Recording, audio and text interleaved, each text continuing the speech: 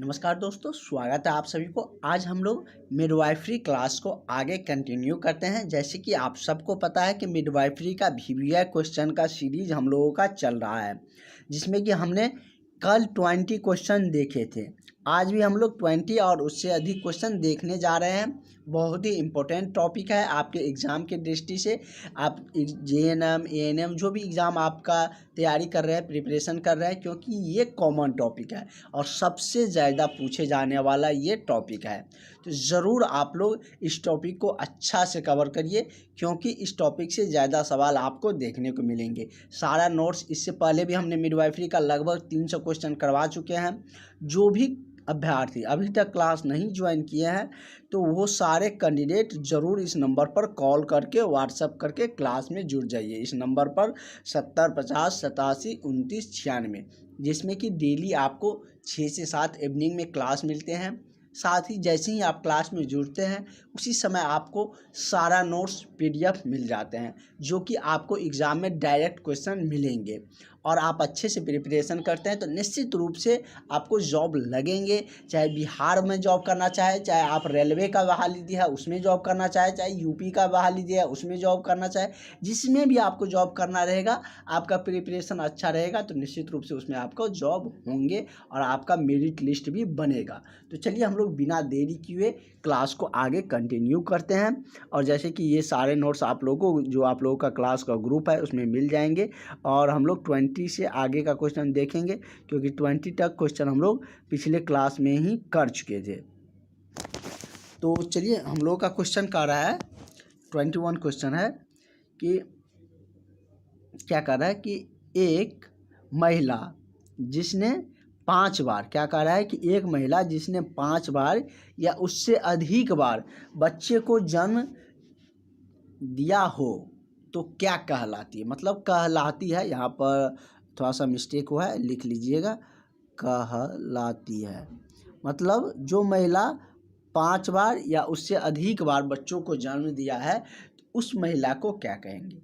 अब अभी के सिनेरियो में इतना बच्चे तो कोई भी जो भी फैमिली मेम्बर होता है वो नहीं चाहते हैं, क्योंकि सबका अब एक ही थीम रहता है, हम दो हमारे दो। लेकिन पहले अमूमन ज़्यादा देखते होंगे, अभी भी आप सबके जो भी आसपास में होंगे तो देखते होंगे 5 या उससे अधिक भाई बहन होते हैं। तो इस तरीके से कह रहा है कि यदि एक महिला 5 बार या उससे अधिक बार बच्चे को जन्म दिया हो तो वो क्या कहलाती है। जैसे इसमें बहुत सारा ऑप्शन दिया है।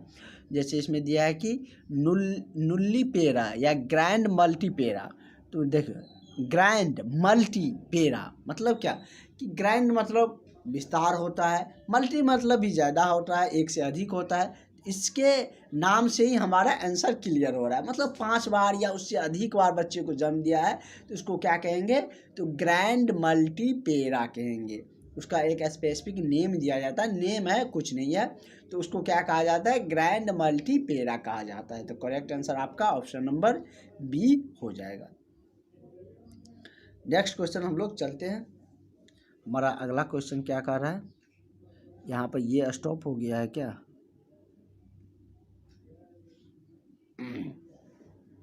नेक्स्ट है कि लैंगिक परिपक्वता को लेकर जो रजोनिवृत्ति तक की जो बीच की संपूर्ण प्रवृत्ति अवस्था होती है वो क्या कहलाती है।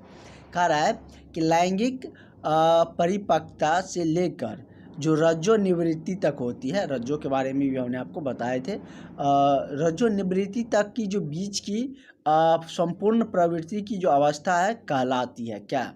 इसमें ऑप्शन दिया है कि कैलोमैक्टेरिक या पोवर्टी कह सकते हैं, पोवर्टी या मेनार्चे या थेलार्चे। तो क्या कहा जाता है, तो लैंगिक परिपक्वता से लेकर जो रज्जोनिवृत्ति तक के बीच का जो संपूर्ण प्रवृत्ति की जो अवस्था है उसको पुबेर्टी कहा जाता है। प्रवृत्ति की अवस्था है तो उसको पुबेर्टी कहे जाते हैं। तो इसका करेक्ट आंसर आपका क्या हो जाएगा, ऑप्शन नंबर आपका बी हो जाएगा। इस पर कंफ्यूज मत करिएगा, आज ये रुक गया है, नहीं तो यहाँ पर आंसर शो करता था।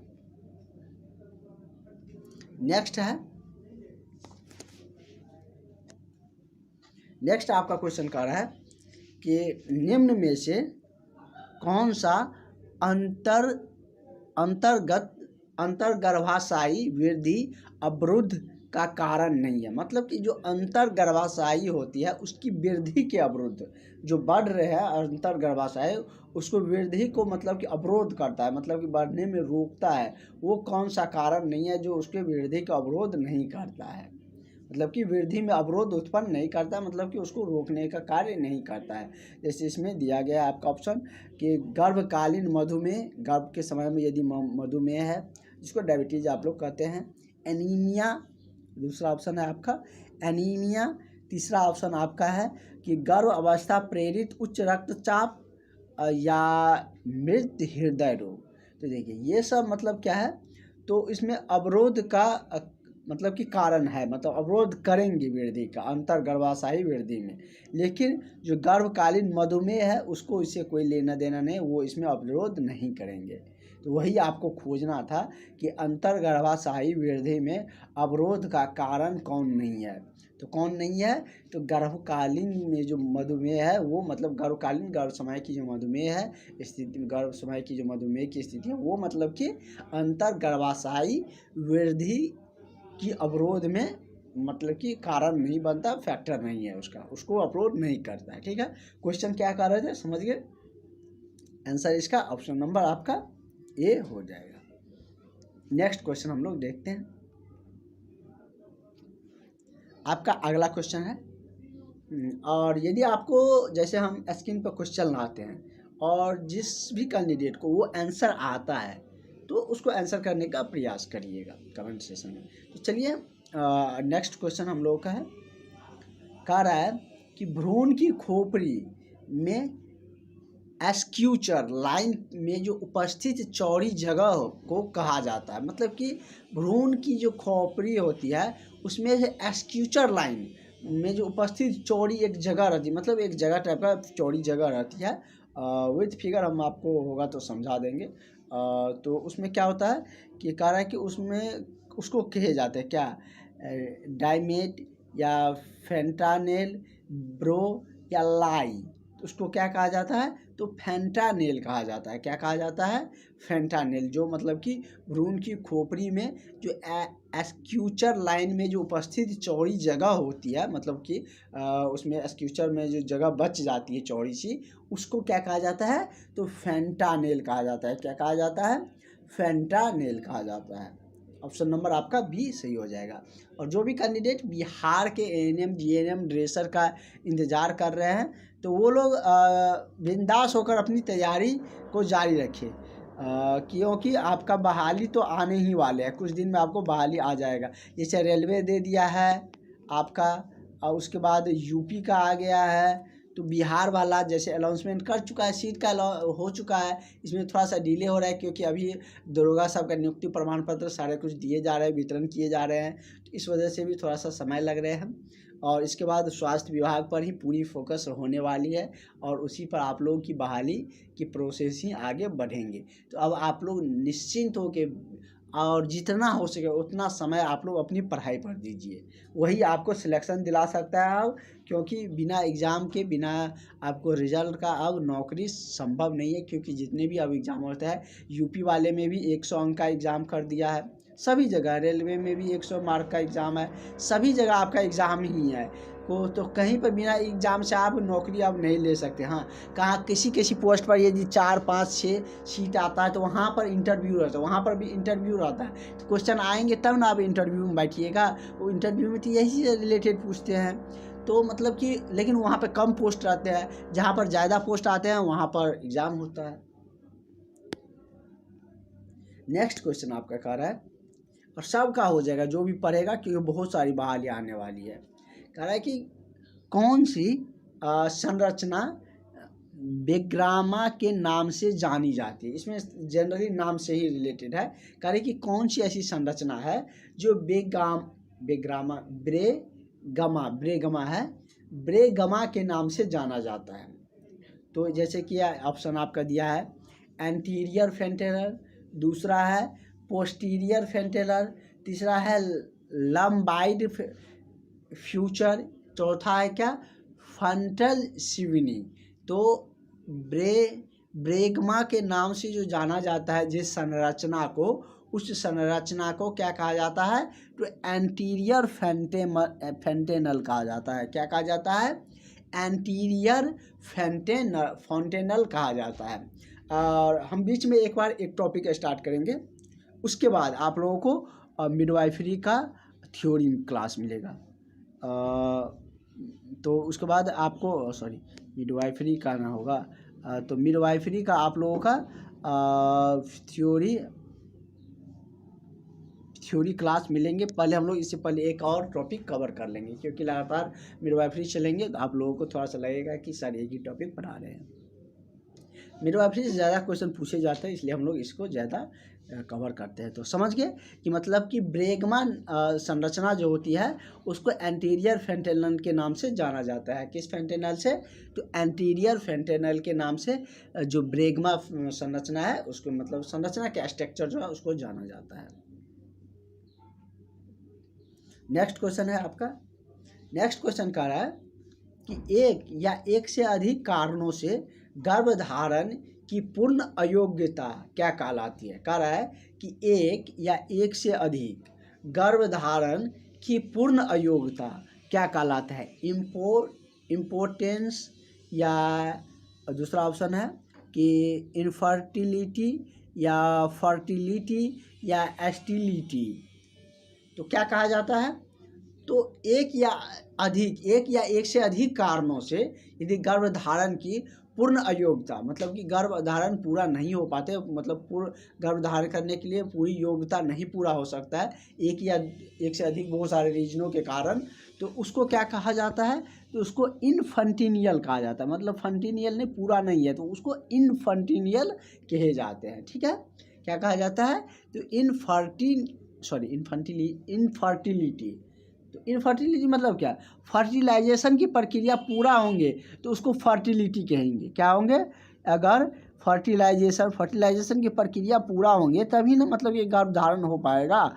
तो इससे सोचने की बात है। यदि फर्टिलाइजेशन की प्रक्रिया पूरा होंगे, पूरी तरीके से योग्य होंगे तो वो फर्टिलिटी कहलाएगा। यदि पूरा तरीके से योग्य नहीं है, मतलब पूर्ण अयोग्य है, मतलब कि वो योग्य गर्भधारण के लिए है ही नहीं, तो उसको इनफर्टिलिटी कहेंगे। क्या कहेंगे? इनफर्टिलिटी। तो ठीक है, इसमें कोई दिक्कत नहीं होनी चाहिए, क्योंकि अगर फर्टिलिटी की प्रक्रिया प्रोसेस पूरी होती है तो वो गर्भधारण कर पाते हैं। अगर फर्टिलिटी की प्रक्रिया पूरा नहीं हो पा रहा है तो उसी को हम लोग अयोग्य क्या कहते हैं? मतलब गर्भधारण की पूर्ण अयोग्यता कहते हैं। किसको? तो इनफर्टिलिटी के केस में।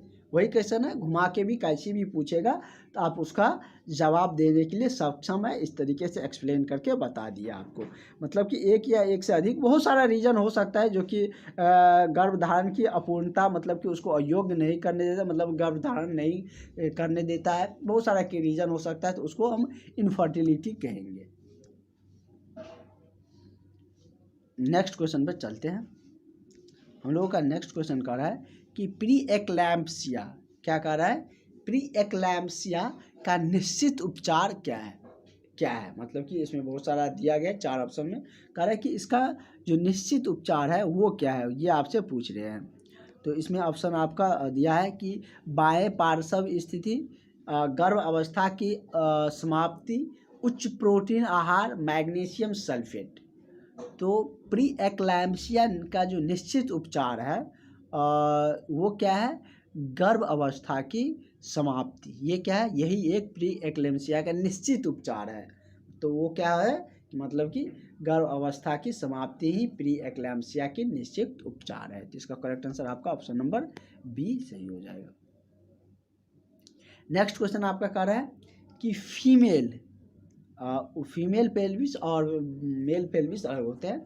तो वही कह रहा है कि फीमेल पेल्विस का उच्चतम व्यास कितना होता है? व्यास आप लोग जानते हैं ना, जैसे क्या, मतलब कि कोई भी सर्कुलर डायग्राम है उसका जो सबसे लंबवत दूरी होती है, जैसे यहाँ पर भी दूरी है, दो बिंदु को मिलाएंगे, यहाँ पर भी दूरी है 2 बिंदु को मिलाने पर, लेकिन सबसे बीच की दूरी यहाँ वाला क्या है? सबसे लंबी दूरी है 2 बिंदु को मिलाने पर, 2 स्पर्श रेखा को।